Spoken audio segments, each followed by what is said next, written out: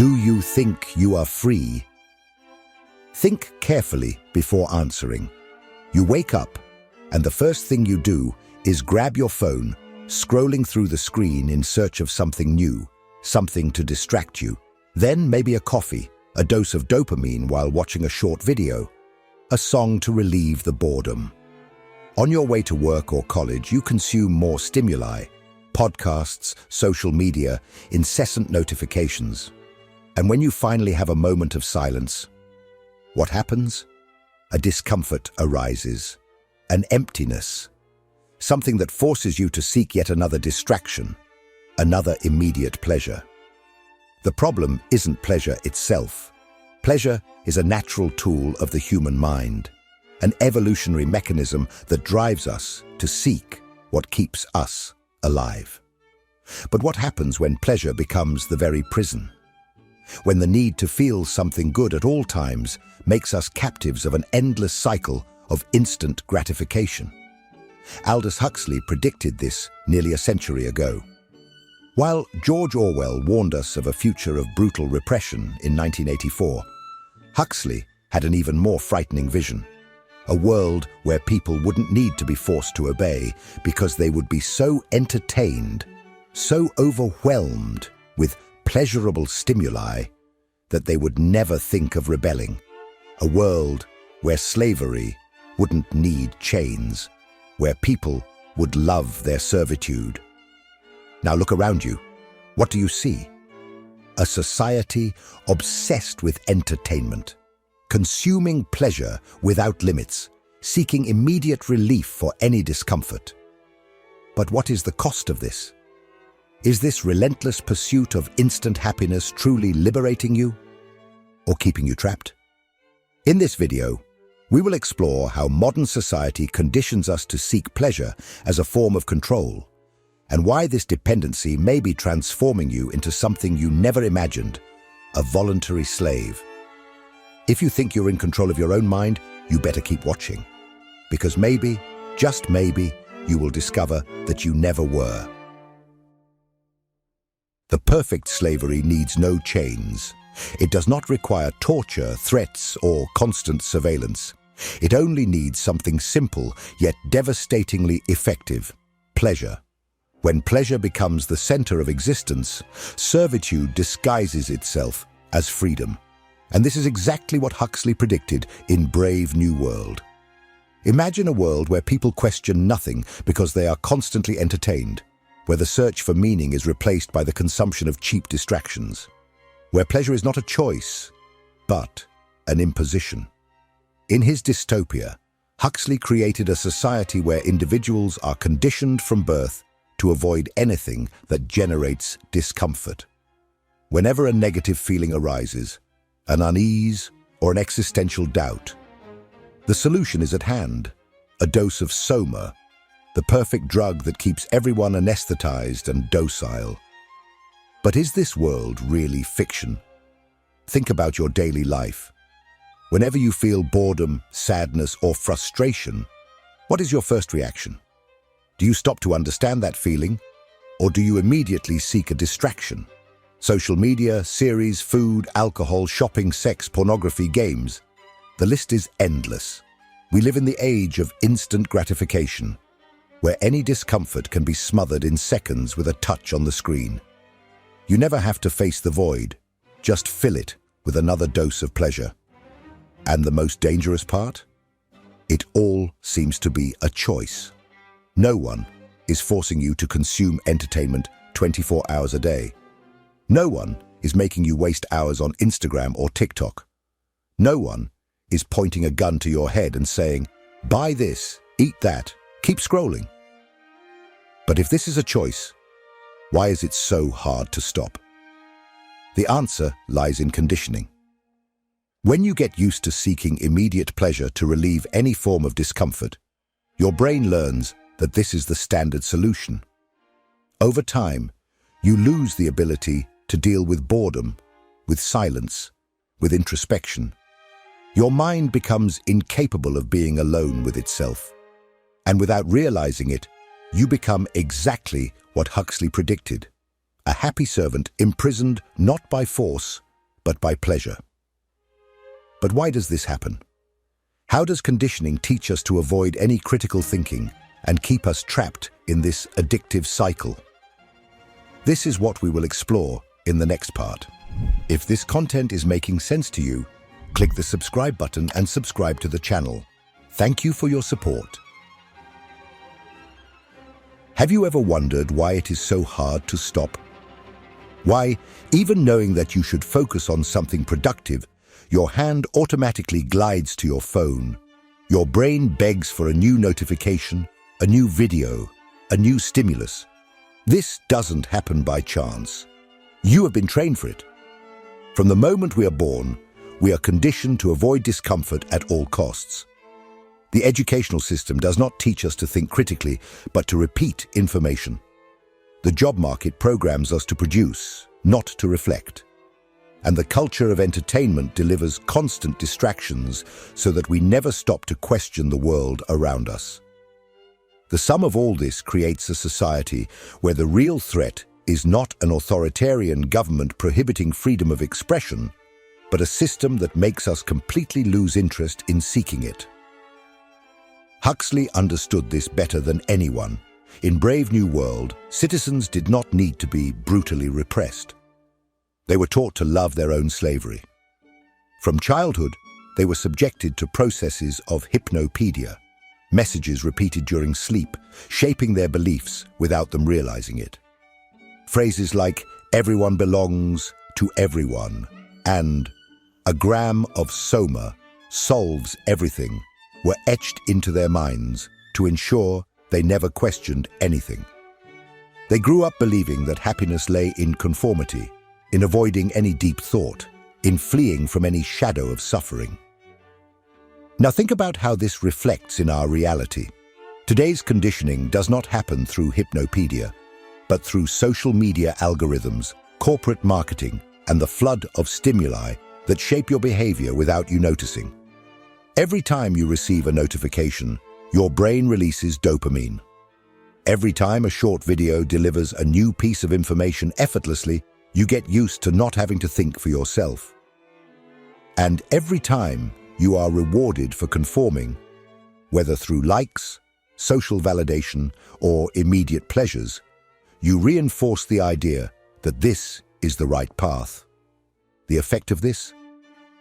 An entire generation of people incapable of being alone with their own thoughts, incapable of dealing with discomfort, incapable of questioning the system because they have simply lost the habit of thinking critically. In the end, a dictatorship is not needed to control the masses, when they themselves reject any idea that requires mental effort. But this rejection of critical thinking comes at a price. When we avoid discomfort at all costs, we end up becoming more fragile, more manipulable, more vulnerable.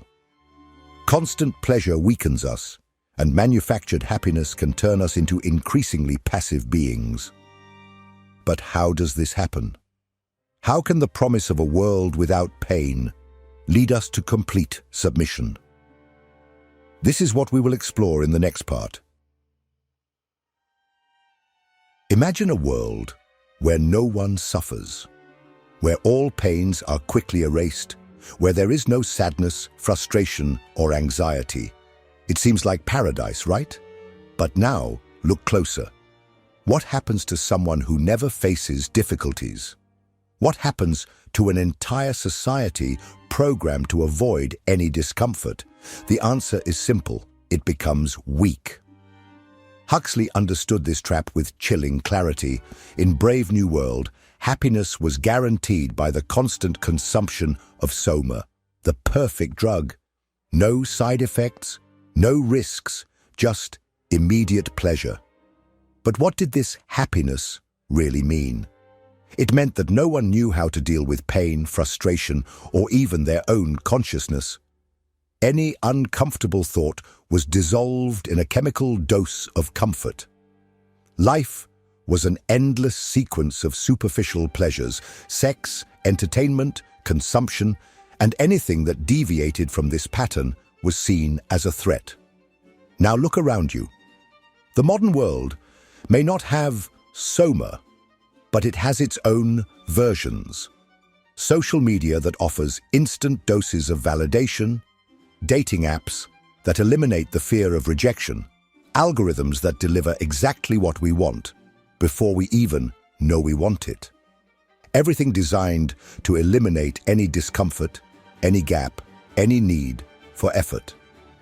But this constant escape from pain comes at a cost, and that cost is our own psychological strength. The brutal truth is that pain has a purpose. Suffering shapes resilience. Frustration teaches us to grow. Difficulty forces us to evolve. But when everything is softened, when all challenges are avoided, we become increasingly fragile.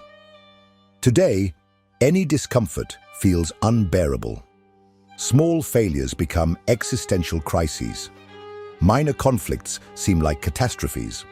Anything that requires patience or effort is discarded because we have been conditioned to seek the easiest path, immediate pleasure, quick solutions. And this makes us easier to control. A society of strong, resilient individuals who accept discomfort and learn from it will never be docile. It will never accept living under a system that limits its freedom. But a society of emotionally dependent individuals who need constant stimuli to avoid emptiness, who flee from any form of suffering. That society will be obedient. It will be manipulable. It will be the perfect society for those who want power without having to resort to force. And this is how the trap closes. What seems to be freedom, the ability to avoid all suffering, actually transforms into our prison. But there is a way out. To escape this cycle, we need to understand the difference between pleasure and purpose. Because while pleasure can enslave us, purpose can set us free. And that is exactly what we will explore in the next part. What are you really seeking in life? Happiness or meaning? Pleasure or purpose? The answer may seem obvious, but have you truly stopped to reflect on it? Modern society has trained us to believe that happiness is the ultimate goal. But what does it offer us as happiness? An endless sequence of fleeting pleasures, likes on social media, impulsive shopping, casual sex, binge-watching series, ultra-processed food that gives us a spike of pleasure and then leaves us empty. All of this keeps us momentarily satisfied, but never for long. And that is the key to the problem. Pleasure is always temporary. It needs to be constantly renewed, or the feeling of emptiness returns. Now, think about the most significant moments of your life. Those that truly shaped who you are. Were they moments of instant pleasure, or moments of challenge, effort, and overcoming? Viktor Frankl, a psychiatrist and Holocaust survivor, wrote in Man's Search for Meaning that human beings cannot live without purpose. He observed that even in the worst possible scenarios, those who found a greater meaning in their lives were the ones who managed to survive and maintain their sanity. And here lies the paradox. The pursuit of constant pleasure weakens us, while the pursuit of purpose strengthens us. Pleasure is easy, immediate, and addictive. Purpose, on the other hand, requires effort, discipline, and resilience. But unlike pleasure, purpose does not disappear once the effect wears off. It builds something within us. It gives us a reason to keep going. But modern society does not want you to seek purpose. Purposes take time to build. They require introspection, effort, and above all, resistance to suffering. And all of this goes against the logic of immediate consumption. An individual who finds purpose in life does not need constant distractions. They do not feel the need to fill every second of their day with superficial entertainment. They are not easily manipulated by false promises of instant happiness. And that is exactly why we are constantly bombarded with stimuli that divert us from this search. Because a person with purpose is a dangerous person for a system that thrives on our emotional dependence. So, if you feel that something is missing in your life, perhaps the answer is not more pleasure, but less. Perhaps the path is not to seek more distractions, but to eliminate the excess of them. And the question you need to ask yourself is, what truly moves you? What makes you get out of bed in the morning? Are you living off disposable pleasures, or are you building something that really matters? But how do you escape this trap? How do you break the cycle and regain autonomy over your own mind? That is what we will uncover in the next part. Now that you understand how the relentless pursuit of pleasure can keep you trapped, the most important question arises: how do you escape this trap? How do you regain control of your own mind in a world that does everything to keep you distracted, doped, and emotionally dependent? The first thing you need to understand is that this is not an easy fight. The system is designed for you to fail.